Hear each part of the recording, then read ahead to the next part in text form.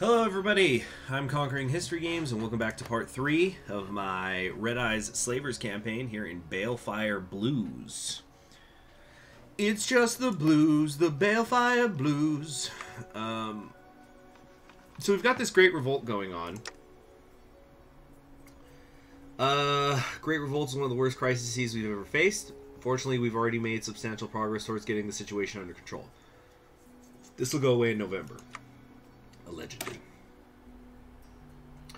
Our slavers are outnumbered by those they lord over. Should it come down to it, we doubt we could survive if the majority of the slaves join this uprising. We'll have to find a way to keep most of them in check, either through force or appeasement. Okay. Well, these look like they're pretty quick focuses, at least. Also, we don't have these demilitarized zones anymore. Hold on, there's a couple things I want to do here. Let's get on the border here with Philadelphia, so I don't forget to do that later. Alright, work. Work, work. Work, work. I'm sorry. The slaves were expected to work until they drop. They were herded like cattle. There's no love, not for people like them. The guards would not be enough to stop them all. Not when those who toil outnumber the tormentors 5 to 1. Bread and circuses, give them bread and circuses. They may forget they were slaves after all. So we could enforce martial law. Which will do some stuff for like 120 days. It doesn't really matter, but we'll lose 100 pony power. Or we could do bread and circuses, which increases stability and construction speed permanently, though it's going to hurt our war support. We can always increase the war support through the decision tab later. Stability is a little harder to come by. Let's get that. Yep. Bread and circuses. Super fun. Super fun. Okay, next up, the fate of the unions. These so-called unions, loose hierarchies of slaves, exploiting other slaves, has evolved into only a semblance, the only semblance of organized resistance against us. Slaves exploiting other slaves. Really, that's what the unions are. Okay, now we have the motorcycles here, so let's go over here to production. We can start making these. That's fine. What's this? Oh, it's because the freaking... We gotta repair some of this stuff. That's unfortunate. We should prioritize fixing up that factory, though. Hope. The fiery voice of a slave echoed through the shuttered room as a small group watched a small earth pony address them. The pony had a deliberate effect to her appearance to look bigger, more impressive, like a dog raising their hackles or a cat arching their back. "Some of you know me," the pony called out. I know I'm not what you expected. I'm not much to look at. I don't bulge with muscle. I don't shoot laser beams out of my horn. I know what it's like to be the lowest of the low. After all, to many I'm just another pony in chains. But I grew up here. I know there is a better way to structure our society than to cast our fellow creatures into slavery. What hope does a mere oath pony have against something so great and terrible? Not much, but I will fight for what is right. This place, here and now, is the first. We're kindred in suffering. We share a common bond of struggle. I won't blackmail or extort you. If I want to merely be another power-hungry fool, the pony said, he stomped his hooves on the ground, I would want this city kept as it is, with such waste and destruction, only damning it to be another footnote in history. That's not what I want. I want a better Philadelphia. Join me. To the slavers, we are all just another resource to be exploited, or an insolent child in need of discipline. Together we can prove that a union could stand strong against any threat. An attack against one of us is an attack against all of us. The pony roared to the sound of repeated hoof stomps in the gathered group. Some have raised their smuggled weaponry high in the air. Friendship is magic. Maybe you know the phrase, maybe you don't, but it was an old phrase that still rings true. The descendants of this great nation have failed you, but we won't, because now we have hope. We will rise together as friends, hoof and hoof. So we can get rid of resistance entirely. Where's that at? And it's going to lose us 15 stability, but we're going to get everything back, so really the net is... We're going to lose 5 stability net. What's the deal that could be reached? Oh, either way we'll get rid of slave resistance. Okay, excellent. increases our stability by 10%. Then we're going to get bargaining with slaves, which is going to give a bunch of negatives for a year. But isn't this kind of the same as what we had before? Oh no, this is also going to cost me half a point of political power for a year. But base 10 stability at the end of that. We're at 62% right now. You know what? Let's reach some sort of deal. See, I'm not a monster. I'm a visionary. Oh, there's actually a description for it. Red Eye's government, or so it could be called, is at best an autocracy like the ancient days before the equestrian hierarchy. At the top is Red Eye, using his charisma to keep the slaves driving his economy satiated and the mercenaries maintaining order at bay. Red Eye seeks to rebuild Equestria, not as it once was, but as a pragmatic organism that adapts to the changing wastes. It will be accomplished through any means necessary. Okay. Party ideology, survivalism. Oh boy. Okay, Griffin Mail. One of the largest, let's see, yeah, lack of communication. There's a folk could not get it, so yeah, so we'll have the Griffins deliver the mail, I guess. I don't want to do these just yet. Glad I can actually hear the music now. It had been so long since there was a functional postal service in the equestrian wasteland. Well, of course, they're breeding grounds for communism! I'm a postman, by the way. That's the joke. Not that I'm a communist, but, you know, people in the United States are not really big fans of the post office right now. Even though we're delivering more than ever. What little remained of the old telecommunication system had been so corroded by the passage of time that they serve as nothing more than a perennial reminder of what once was. Few dared to work as messengers, and mail mares, when traversing even a short way out of a settlement, could result in a grisly fate at the hooves of raiders and become mere collateral damage for the petty struggles of the remaining powers. Now this will change. The territorial hegemony under Red Eye had solidified to a point where it once again possible to deliver traditional paper messages, at least. The Talon Mercs were receptive to the idea of a Griffin Messenger Corps. Much of the work put into rebuilding some semblance of order was a boon to their legitimacy. The news spread across Red Eye's realm as the anticipation for some shred of normalcy to return was almost too painful to endure. A curious document made its way to the desk of Red Eye on one fateful day. The final preparations were put in place. The only thing left to decide was who shall be given the responsibility of overseeing the Postal Service's functionalities as it grows. A ghoul slave claimed he was once the Postmaster General of Equestria before the war. He called himself Parcel Stamp and wished only to offer his services in rebuilding the new postal system to reach the heights of pre-war efficiency. The ghoul remained untested and a mere slave in the grand scheme of things. His words of past glories were that of centuries past. Any pony who could corroborate his words and verify the claims he made had all long since died. Stern, on the other hand, was his second in command. It would certainly be up to whatever task she was assigned. With these factors in mind, a decision was made to give the newly created position to the Postmaster General. This will unlock Parcel Stamp as an advisor. So Postal Stamp as an advisor. Where? Can we not see them?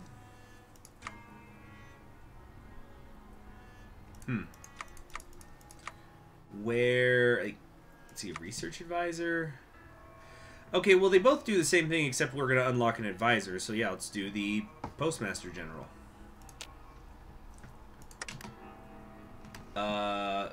So is it opened here? Where are they? Do I have to, like, close this? Proficient mercenaries. The Parcel Stamp. So, current ruling party has to be visionary. A ghoul claiming to be a Postmaster General. Though the validity of this claim is questionable, Parcel Stamp has proven to be fairly decent at managing our own mail system. This will help organization, planning speed, and max planning. All good stuff. Not necessarily something we're going to get right now, though.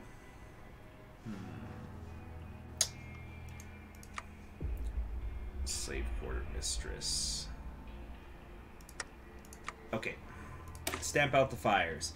The slaves have taken to setting buildings on fire all across the city. Don't they realize their own residences are at risk as well? Okay, let's get our... I should have done this earlier. We don't need to be stamping out resistance anymore. We're kind of done there. Can't form a department. Let's get more anti-partisan set up, though, for later. Okay, fire has always been the most beautiful weapon of them all. It burns with all its glory. The heat will never last, but for that one moment it would leave a mark behind for all to see. You know, because of this is like a post-apocalyptic world, did anybody ever remember, oh gosh, here comes Conquering History, the Boomer. Did you guys remember that show, Dexter's Laboratory, and then they did that movie Ego Trip? So, long story short, there's a lot of time travel involved in the movie, and there's a point where Dexter goes into the future, and it's this post-apocalyptic world where Mandark, his rival, is the only one who's allowed to have any technology. And so all of humanity is just, like, stupid, and they just live in these mud huts. And there's a part where he finds a bunch of them trying to create a fire, but they don't know how to make a fire, and they're like, you know, why fire not come out the wood? So he just gets a little spark, and he makes it for them. But then some death robots come up, and they, like, blast it, and then, you know, the creation of fire is considered a technology, and is thus strictly forbidden to anybody but Mandark, and so, like, they're gonna kill everybody in the village, but then they defeat but then somebody shows up and destroys the robots, and in the course of the fight, all of the huts catch fire, and so the hero at the end, he goes, "Let there be fire for all!" And it's supposed to be, I guess, inspiring, because he's like, "Yes, I'm giving you fire." I was like, you just burned all their houses down, though, man. Anyway, enough of that tangent. I wonder if that movie's on YouTube or something, though. I probably should not be looking this up right now. That was a fun little movie. Nice! I think it is on YouTube. Yeah, check it out. Ego Trip. So, natural process of reaction that captures the warmth it radiates as it snarls and bites makes it feel alive. A natural process of reaction that captures the vividness of life. Everything could be gone in minutes due to a single nip. Perhaps that is why the slaves had chosen fire as the method to express their rage. The pent-up voices of the unheard. An arsonist lit a flame, and now an unquenchable inferno leapt and flew, willing to land where it may, to reduce Philadelphia to cinders in its inextinguishable passion. We could not save all of it. We are already stretched too thin, disabusing those insolent fools of the notion that there could be any hope or beauty down this damnable path of insurrection. How could we stem the bleeding? Now, while there is no thin veil of dignity we could preserve for ourselves, there's still a chance to save one of the affected buildings. In the end, we saved... okay, so it's basically, do we want to lose infrastructure, or do we want to lose arms workshops? We're going to save the armor factory.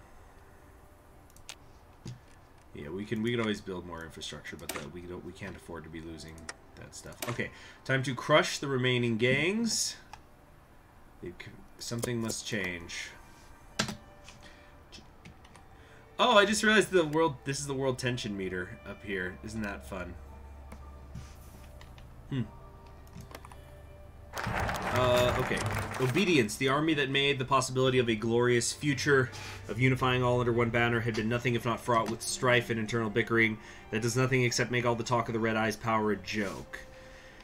These soldiers have failed their obligations. We can slaughter those who are dim-witted enough to associate with the gang, but a harsh ultimatum could be more suited to our approach. Alright, we could bring them in line, or we can encourage them to behave. When we get... No, we gotta bring them in line. So this will help with our raider army some more. We're gonna get some stability. This is really good, I think. Maybe, maybe not. It's time for the final crackdown. The measures will be overseen by Red Eye himself. The end of the tunnel is in sight. Okay. Alright, that's done. Let's work on some other branches so that we can become a spy master. The Manhattan Raiders are doing something. Well, Manhattan's over here, isn't it? Or... Oh, where's the Manhattan Raiders? Up here, up here. Yeah, I kind of forget. It's because I've been playing in Griffonia so much when I play Equestria War lately. So, Manhattan Raiders are fighting Maryland. This looks like a civil war or something. Okay, today is a dark day for all of Philadelphia, as Red Eye was giving a speech to the slaves regarding the importance of their labor A lone slave managed to get off a lucky shot from a makeshift revolver. The bullet lodged itself into Red Eye's skull, killing him well before any medical attention could be provided. As if his death wasn't enough of a disaster, this quickly led to a widespread uprising across all of Philadelphia. Was I not harsh to... Oh my gosh, I was supposed to be more harsh to them.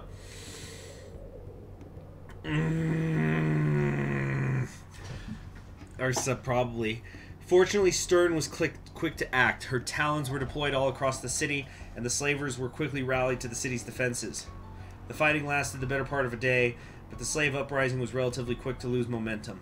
By nightfall, most of the slaves had already been herded back into their enclosures. Though some slaves continue to resist us, they will be swiftly dealt with, and Philadelphia will be calm once more. Order has been restored. So, Red Eye's gonna die. Stern's supporters become the ruling party, so their ideology is destruction. Philadelphia Fun Farm will not be demilitarized, nor will the factories of the pit or the approach. We'll get a new focus tree, and we're going to remove the national spirit guiding hoof, which was increasing our stability and stuff. Oh, wow. This is our field marshal. Stern. Oh, wow. Okay, let's look at the what focus do we have here. Alright, we actually get to keep some of the other stuff, so I guess that's good. Gets event balancing act. I guess we'll do that first. With Red Eye dead, Stern has been left in charge of Philadelphia. Unfortunately, her rule isn't non-contested, as Chainlink Shackles has propped himself up as the main opposition to her total rule. So long as he and his slavers wield power, Stern is forced to tread carefully. But I don't even see them. Whatever. The Manhattan Raiders took a state. Marlem has been taken. New Appaloosia's bomb. Word has... where's New Appaloosia? Word has finally made it to us that New Appaloosia has an undetonated Balefire bomb stored away. They are obviously completely unequipped to deal with such power. It is only logical we take that burden off their backs. Send the demands. So where's New Appaloosia? We saw this before, didn't we? They're like over here, right? Yeah, right here. New Appaloosia City. Vacuum tubes. Once again. No, we can wait a little bit on that. Let's get some industry stuff going, maybe. But yeah.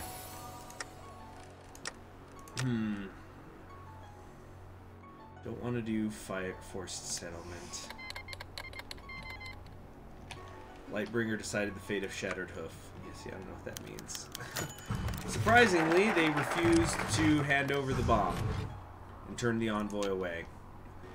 You don't just want to give me a nuke? What's wrong with you? Red Eye is dead, leaving it up to Stern to pick up the pieces. The Talons were already overextended, trying to maintain order across all of what is now our vast empire. But now oh, I just noticed the name change. Stern's Slavers.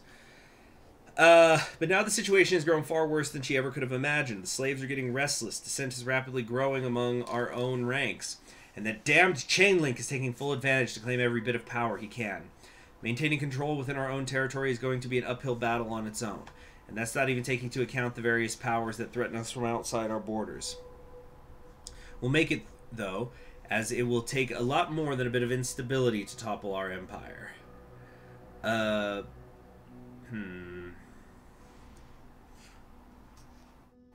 The fact, unfortunately, won't stop the near-constant headaches Stern is suffering from, though. This should be interesting.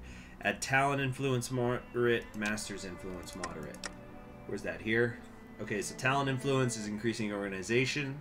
That's Stern's Talons. The Masters are Chainlink Shackle. So we probably don't want him to get too strong right now. But I think we need to go and grab this research slot for right now. So let's do the forest. Give us a bonus on electric technology. That's cool and all, but we have some production policies we could do here. We have outsider volunteers, outsider battalions.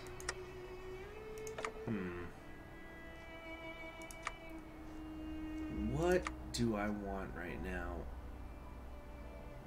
Disciple of Red Eye. That's not going to be a thing. We can grab Chainlink Shackles, who has some decent stuff here. He's particularly sadistic, but he can be executed, exiled, or become the country leader, so it's probably not a good idea to do that. Somebody here called Protege could also take charge.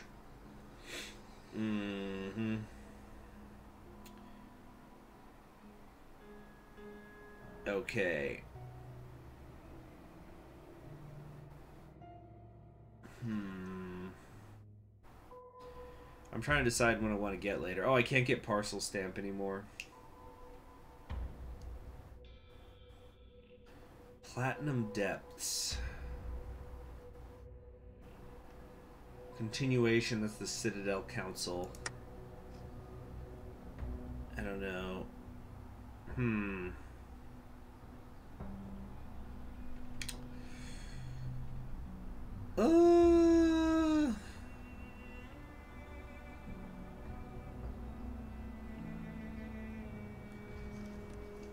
Let's just keep saving up our political power for right now. You know, is there going to be anything where I can expand? That's what I need to figure out. Deal with Chainlink Shackles, Equilibrium, get a new focus tree, get a new focus tree, get a new focus tree. So it's basically, do I want to try to do a balance? Kick Stern out the Master Supreme. So we can go full Slaver if we went this way.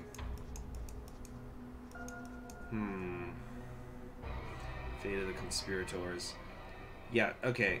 So I need to choose. Well, the society is built on slavery.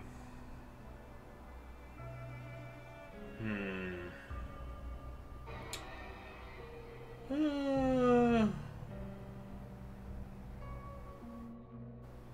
don't know.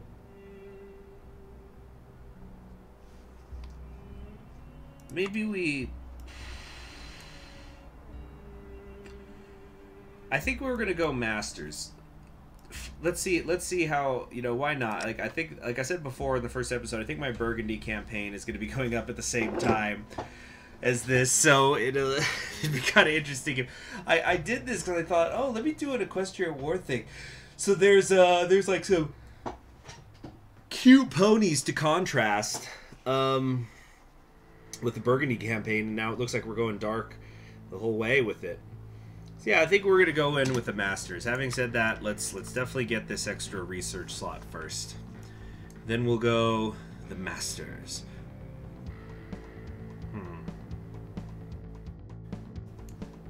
Yeah, it requires one of the following. Who runs Philadelphia? Oh, I like this track.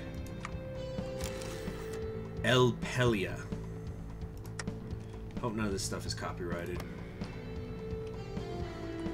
Probably should have done a live stream of this actually, then to find that out. Oh well.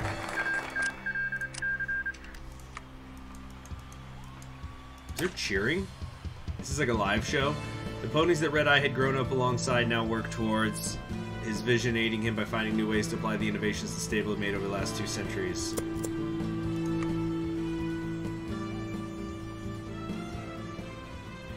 Okay. We got ourselves an infiltrator and escape artist, sure. Okay. Our scrap bots are ready to go.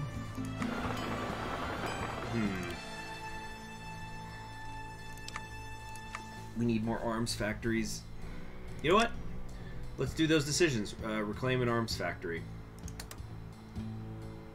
And, let's do a goods factory while we're at it. So we'll have 2 new factories in a minute here.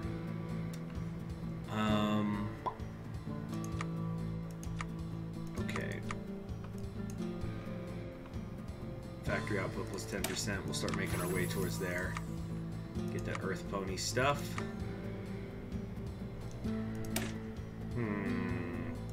Yeah. There's so much to research. We definitely gotta get that 5th one. Lightbringer has fought all 3 Alicorns in Fetlock and been saved by Steelhooves.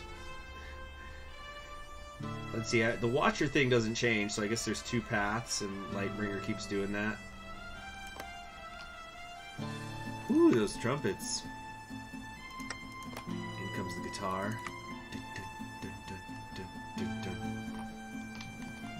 Let's get building a Intel network in New Appaloosia. There seems to be an issue with that. The Unity is expanding. Oh my god, what is that? Ah! Oh my gosh, the goddess. Oh, gross. What is this? Ah. Okay, anyway, yeah, let's get that research. Oh, no, after that, we can get a couple arms workshops too. So, but anyway, fully staffed labs.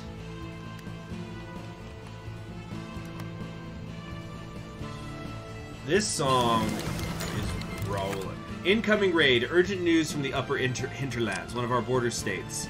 A marauding army from the Bloody Army, so that's here, has crossed the boundaries between our 2 nations and is engaged in looting, pillaging, and burning down local settlements. Should we divert some of the troops from the front line to handle this incursion? Yeah, protect our towns. The thing is, we're kind of far away. You think we can kind of cheese this? Get over there. Alright. Protect our towns. We see there's nobody there yet. Can we get in there in time? Yes! Sort of. Caravan's looted. Yep. Curses. It's because I wasn't there until... Okay, you got 1. That was your freebie. Bloody Army. Enjoy it while you can. Alright. Production output. Production retention. Ooh, I don't like that growth minus 5%. Yeah, let's do work as needed. Okay. We can now get a better scrap motorcycle. Now we go with a salvaged motorcycle. Bloody freaking da! Logistically, I think we can start to make some more divisions. Quite a few more divisions, actually. Wow. Alright. Great. We've got our... Let's see, we can get technology of cyber dogs. Let's get the tower workshops just so we could get building some more of the robots and stuff, but then it's master time. Let's choose our political path already. Better to get that done faster, especially when we're... You know what, can I just justify on these guys? Yeah, that's how we'll deal with them. You screwed up, Bloody Army.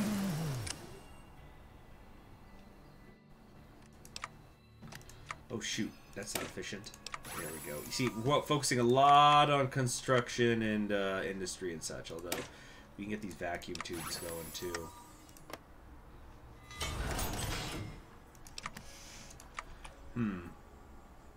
Okay, so we're finally done in the cathedral? Great. That's what I like to see. Fantastic. Time for the masters. The slavers of Philadelphia have always been crucial to the city's operations. They ensure that the slaves continue to work, harshly punishing any who dare slack off. Following Red Eye's death, a slaver by the name of Chainlink Shackles has rallied the slavers to his side. He seeks to undermine Stern's rule and eventually seize power for himself. Now, I'm noticing there's nothing that says I can't do some of this other stuff. Probably won't, though. Sadistic brutality, free reign over the slaves. Unity is expanding more. We're going after the Ponyville Raiders. Well, these are very fast. Warlord Masters. This will hurt our daily political power game by a full point. Is there anything that ever gets rid of that? So we might have to, at least for this first one, not go with... But if we can't do that, then we can't recruit more from the pit. Okay, so we'll lose political power here from Warlord Masters, but we're going to gain it for the Loyal Raider Army.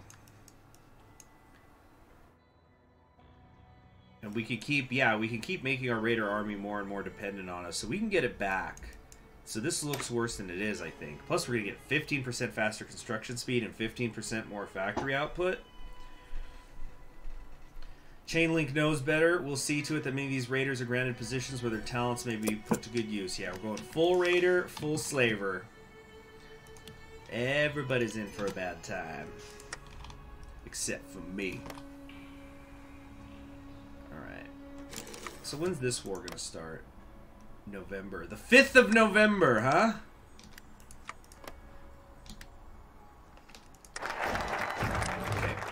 Okay.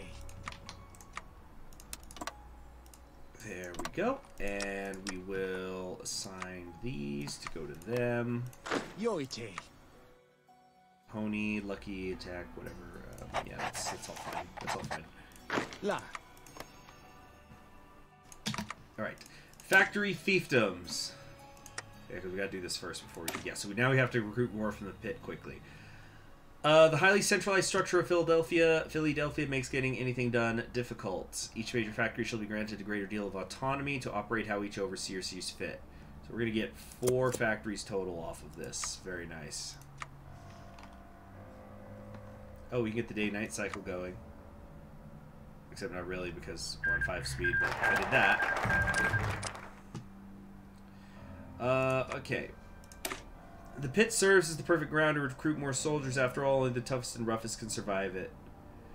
Chainlink can personally see to that the requirements are lowered in exchange for loyalty. So now we're gonna get the political power back. So this looks worse than it is. How are we still bargaining? Oh, that's right. I forgot the bargaining with the slaves. So we're bargaining even as we're going full slaver. But this is gonna go away in like a couple of weeks. So we're gonna be fine. We're about to get like a net 3/4 of a point added. Yeah, we'll be okay.